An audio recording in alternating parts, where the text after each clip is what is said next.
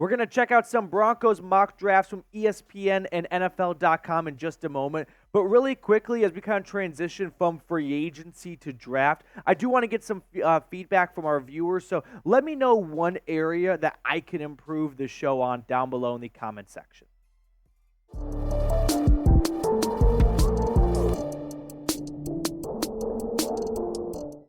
What's going on, Broncos country? Welcome on into the Broncos Breakdown by Chat Sports. Matthew Peterson here, reacting to ESPN Mel Kiper's new mock draft and Daniel Jeremiah from NFL.com's new mock draft. Two of the biggest mock drafters in the world, and so I wanted to see what they had Denver doing at 12 because the Broncos are one of the more interesting teams, or maybe unpredictable teams, we'll say, for the first round of the draft because they could go a handful of different directions, right? They could trade back. They could trade up. They could stay put and go quarterback. They could stay put and go a handful of different picks. So let's talk about what Mel Kiper and Daniel Jeremiah had the Broncos doing in their most recent mock draft after the first big week or so of free agency. Starting off with Mel Kiper, who had Denver going Bo Nix with the 12th overall pick. So not a pick that I am going to do a somersault for. I'm not over the moon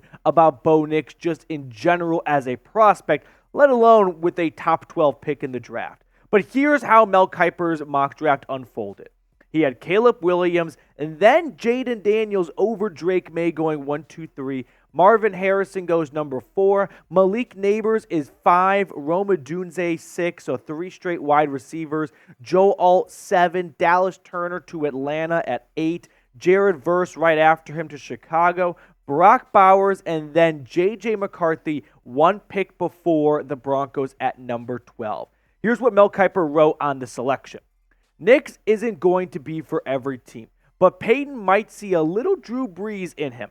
He's a super fast processor who can make every throw and was one of the most productive passers in college football the past 2 seasons.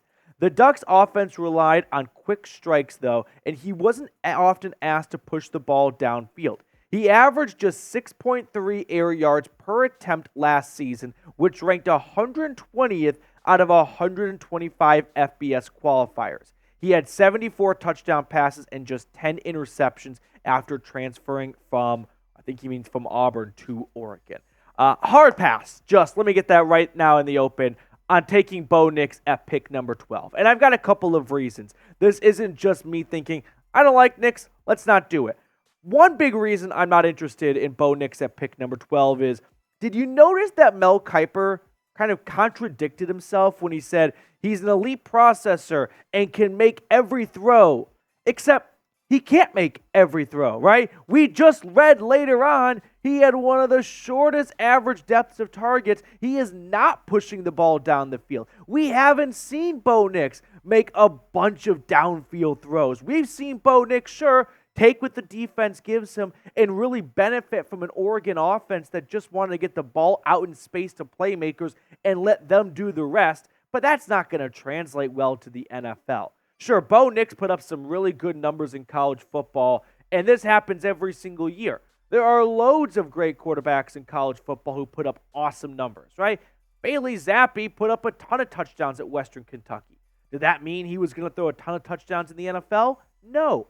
So there are some things to like about Bo Nix. I think the accuracy is very real. I do think with all the experience in college football, he could step into an NFL huddle with a better understanding and recognition of what the defense is throwing at him. But for me, when I look at the very little passes we have downfield from Nix, 67% of his passes were either behind the line of scrimmage or within 10 yards of the line of scrimmage. 2 out of every 3 passes were no further than 9 yards.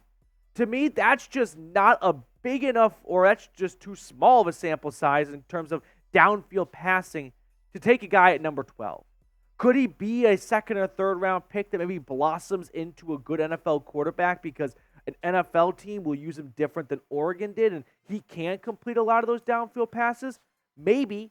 I'm not willing to bet the 12th overall pick on it. Do not force quarterback at number 12. This has been my mantra all offseason long.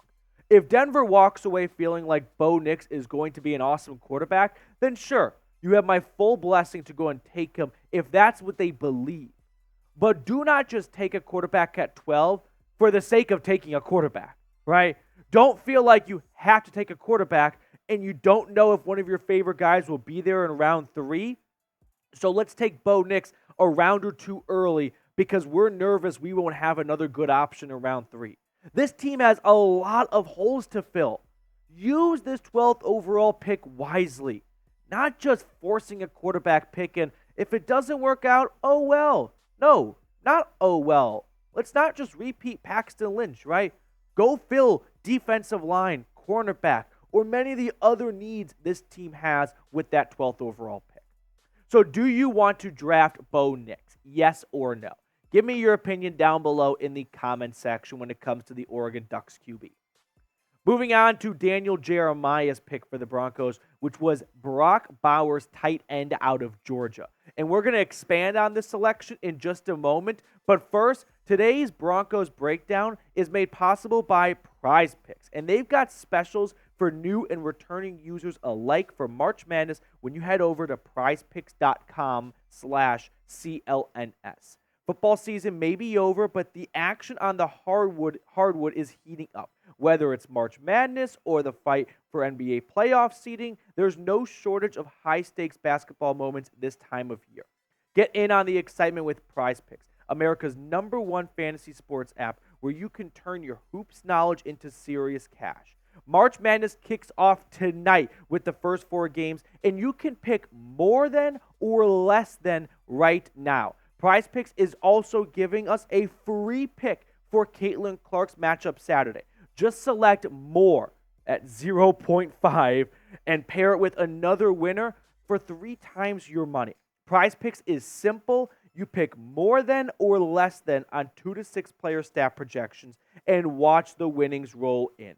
Get started now if you haven't already at prizepicks.com/CLNS and get a first-time deposit match of $100. prizepicks.com/CLNS. Pick more, pick less. It's that easy. Let's see how Daniel Jeremiah's mock draft unfolded. He had, similar to Mel Kiper, a lot of quarterbacks going 1 through 3, with it being Caleb Williams, Drake May, and then Jaden Daniels. He also had the Vikings trading up at number 4 with the Cardinals to get J.J. McCarthy, and that freed up Marvin Harrison Jr., who the Jets moved up 5 spots to get at number 5. Then we have the Giants selecting Malik Nabers at 6. Joe Alt goes 7. Dallas Turner goes 8 as well. And then Roma Dunze to the Bears. The Chargers beef up their O-line. The Cardinals do the same on their defensive line. And then finally, Denver takes Brock Bowers, 2 selections in 1 ahead of Michael Penix and Olu Fashanu. I love Brock Bowers at number 12 for the Broncos. For all the reasons I don't want to take Bo Nix at 12, I want to take Brock Bowers at 12 because you are not forcing a pick here. This is just a bona fide, surefire thing. And when you're picking in the top half of the first round, I'm looking for surefire things. And I know that's easier said than done, but I don't know if we've had a surefire thing like Brock Bowers at the tight end position. Ever since he stepped foot on campus in Athens, he has been a productive wide receiver. He puts up numbers like a wide receiver at the tight end position. He is one of the best yards after catch tight ends we have seen in a long time.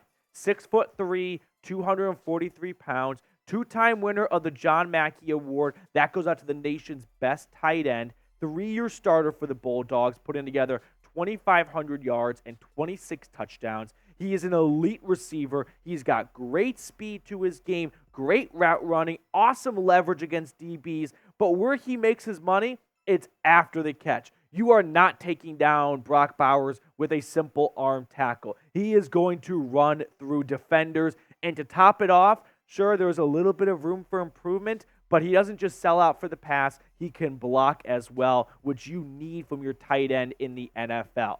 And Denver's tight end room does not show a ton of promise in the future. Adam Trautman coming back, cool, I guess. It's not going to move the needle a ton. I like Greg Dulcich, but I hardly ever see Greg Dulcich. so I'm not going to put my eggs in that basket. If I'm the Broncos, I am going best player available at 12, almost regardless of the position. The one exception may be offensive tackle, since there are so many good tackles, and Denver just paid Mike McGlinchey, and Garrett Bowles is still under contract unless they move on from him, which I don't think is happening. So if you can get a great wide receiver like Malik Neighbors or Rome Odunze, I'm in. You just moved on from Jerry Jeudy. If you can get Brock Bowers, sign me up. If you feel like Dallas Turner or Jared Verse is going to be this team's next big-time edge rusher, let's get it. What I'm not interested in is forcing a quarterback. And so if you could also trade back, pick up some second and third round picks, and get a solid player from 16 to 20, let's do that as well. Those are my two ideal paths for Denver at pick number 12. Now, it's always easier said than done to trade in the draft. You need to find a trade partner. There may not be a team that wants to move up. Maybe there is, maybe there's not. We'll have to wait and see. Who do you want to pick at number 12, though? Let me know in the comment section. I mean, a lot of the teams in front of Denver have a pretty good idea of what position they're going. Maybe they're in between two, like the Bears at 9. Could they go wide receiver? Could they go edge rusher?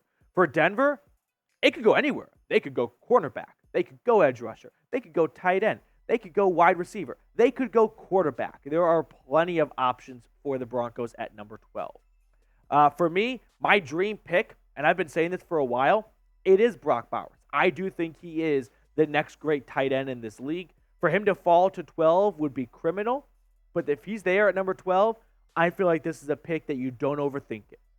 If you have watched college football the last 3 years, you have known that if Brock Bowers was able to go to the NFL draft after his freshman year at UGA, he would have been a first rounder. So to see him fall outside of the top 10, this should be a call New York, oh no, not New York anymore, call Detroit immediately and run this pick in. All right, boys and girls, that will do it for us on today's show. Thank you guys so much for tuning in. If you enjoyed today's episode, consider subscribing as we are creeping on 21,000 subscribers.